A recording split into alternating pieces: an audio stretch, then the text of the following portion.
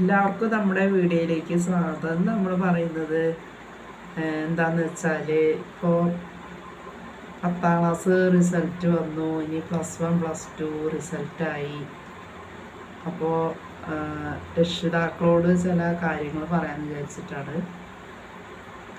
അതായത് കുട്ടികളുടെ കഴിവിനനുസരിച്ച് അവർ മാക്സിമം ട്രൈ ചെയ്ത് സ്കൂൾ ടീച്ചേഴ്സും രക്ഷിതാക്കളും പിന്നെ അവരുടെ കഴിവും വെച്ചിട്ട് അവർ 10ാം ക്ലാസ് പരീക്ഷയിൽ വിജയം നേടി.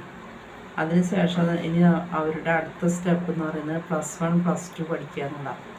ആ +1 +2 പഠിക്കുമ്പോൾ കുട്ടികളോട് ചോദിക്കുക, നിങ്ങൾക്ക് ഏതാണ് പഠിക്കാൻ താല്പര്യം. ആ കുട്ടികളുടെ ഇഷ്ടത്തിനനുസരിച്ച് അവർക്ക് തന്നെ ഉണ്ടായിരിക്കും. ഒരു 10-15 വയസ്സ് കഴിഞ്ഞിരിക്കുന്ന കുട്ടികളാണ്. അപ്പോൾ അവർക്ക് തന്നെ മനസ്സിലുണ്ടാവും ഇന്ന വിഷയം പഠിച്ച് ഇന്നതാവുന്നൊക്കെ ഉള്ള ആഗ്രഹം ഉണ്ടാവും കുട്ടികൾക്ക്. അപ്പോൾ അവരോട് ചോദിച്ച് അവരുടെ ഇഷ്ടത്തിന് അനുസരിച്ച് രക്ഷിതാക്കൾ +1 സീറ്റിന് അപേക്ഷിക്കുക എന്നുള്ളതാണ് പറയാനുള്ളത്. അതോടൊപ്പം തന്നെ +1 +2 കഴിഞ്ഞ് ഇനി റിസൾട്ടായി 26ാം തീയതി റിസൾട്ടായി. അപ്പോഴും കുട്ടികളോട് ചോദിക്കുക, റിസൾട്ട് അറിഞ്ഞു കഴിഞ്ഞാൽ അവർ പാസ്സായാൽ ഇനി ഏത് പഠിക്കണം, ഏത് കോഴ്സ് എടുത്ത് പഠിക്കണം, എന്താവാനാണ് ആഗ്രഹം എന്നുള്ള കാര്യങ്ങൾ ചോദിച്ച് രക്ഷിതാക്കൾ അച്ഛനും അമ്മയും അവരെ ഒപ്പിരുത്തി ചോദിച്ച് അവരുടെ ഇഷ്ടത്തിന് അവരെ പറഞ്ഞയക്കുക. അവരുടെ ഇഷ്ടം ഏത് ജോലി ചെയ്യാനാണ് അവർക്ക് താല്പര്യം എന്ന് വിചാരിച്ചാൽ ആ കോഴ്സിന് വേണ്ടിയിട്ടുള്ള പഠനങ്ങൾ മുന്നോട്ട് പോവുക എന്നുള്ളതാണ് എനിക്ക് പറയാനുള്ളത്. അപ്പോൾ 10ാം ക്ലാസ് കഴിഞ്ഞാൽ അവരുടെ ഇഷ്ടത്തിന് പഠിപ്പിക്കുക, +1 +2 കഴിഞ്ഞാൽ കുട്ടികളുടെ ഇഷ്ടത്തിന് പഠിപ്പിക്കുക. കാരണം കുട്ടികളാണ് അവരുടെ ഭാവി ശ്രദ്ധിക്കേണ്ടവർ, അവർ ജോലി ചെയ്യേണ്ടവരും.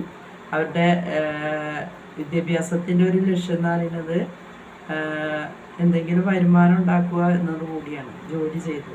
അപ്പോൾ ജോലി ചെയ്തൊരു വരുമാനം ഉണ്ടാക്കുമ്പോൾ കുട്ടികൾക്ക് ഇഷ്ടപ്പെട്ട ഒരു ജോലി ചെയ്തിട്ട് അതിലൂടെ അവർ വരുമാനം ഉണ്ടാക്കട്ടെ, അങ്ങനെ അവർ സ്വയം പര്യാപ്തം നേടട്ടെ.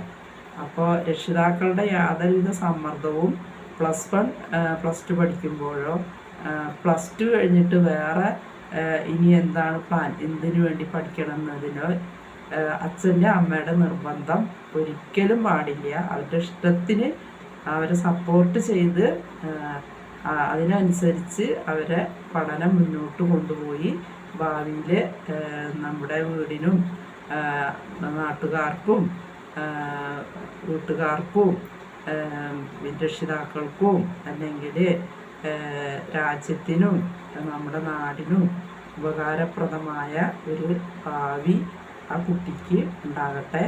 അപ്പോൾ അങ്ങനെയുള്ള കുട്ടികളെ വാർത്തെടുക്കുക, അതിന് രക്ഷിതാക്കൾ അവരുടെ ഇഷ്ടത്തിനനുസരിച്ച് പഠിക്കാൻ അവരെ വിടുക എന്നതാണ് എനിക്ക് ഈ അവസരത്തിൽ പറയാനുള്ളത്. അടുത്ത വീഡിയോയുമായി വരുന്നത് വരെ നമുക്ക് ഈ വീഡിയോ ഇവിടെ നിർത്താം.